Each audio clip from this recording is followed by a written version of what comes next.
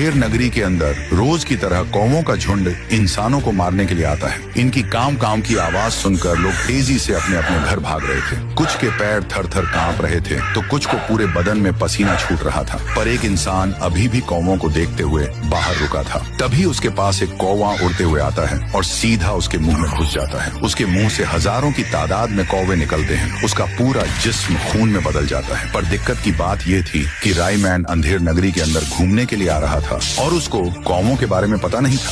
रायमैन उड़ते उड़ते गांव के एकदम बीच में उतर जाता है और जो होना था वही हुआ। एक कौवा तेजी से रायमैन की ओर बढ़ रहा था और उसके भी मुंह में घुसने ही वाला था कि पीछे से किसी ने कौवे को गोली चलाकर मार दिया। रायमैन पीछे देखता है तो वहाँ रामू नाम का आदमी था और उसी ने कौवे को मारा था। पर रायमैन रामू पर भड़क गया और उसे डांटने लगा। ये क्या किया तुमने?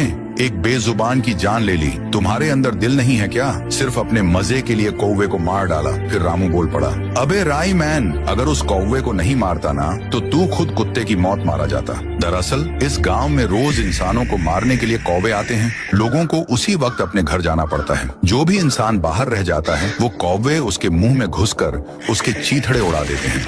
ये सुनकर रायमैन के रोंगटे खड़े हो जाते हैं और वह धीमी आवाज में कहता है, पर ये कौवे आते कहाँ से हैं और क्यों आते हैं? रामू ने बोला, ये कौवे तो पास वाले सूखे जंगल में एक कुएं से इधर आते हैं। कौन जाने क्यों आते हैं? हमारी जिंदगी तो नर्क बन गई है। फिर रायमैन फौरन रामू के बताए गए सूखे जंगल में उस कुएं के लिए उड़ान भरता है।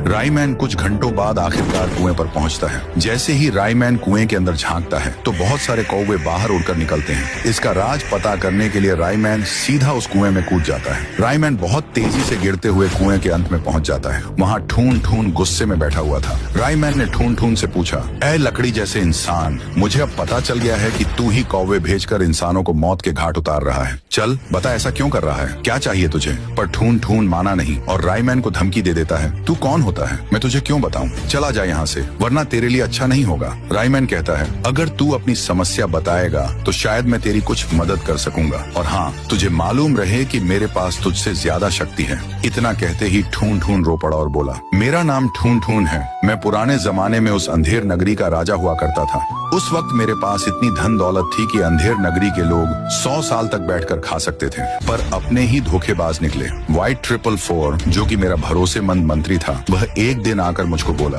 राजा जी, मेरे पास आपके लिए खुशखबरी है। अपनी सल्तनत में जो कुआं है उसमें कुबेर का खजाना है। इतना सुनते ही मैं 444 के साथ इस जंगल में इसी कुएं के पास आ पहुंचा और जैसे ही मैंने खजाने के लालच में कुएं के अंदर झांका तो व्हाइट 444 ने मुझे धक्का दे दिया और मेरी इसी कुएं के अंदर मौत हो गई।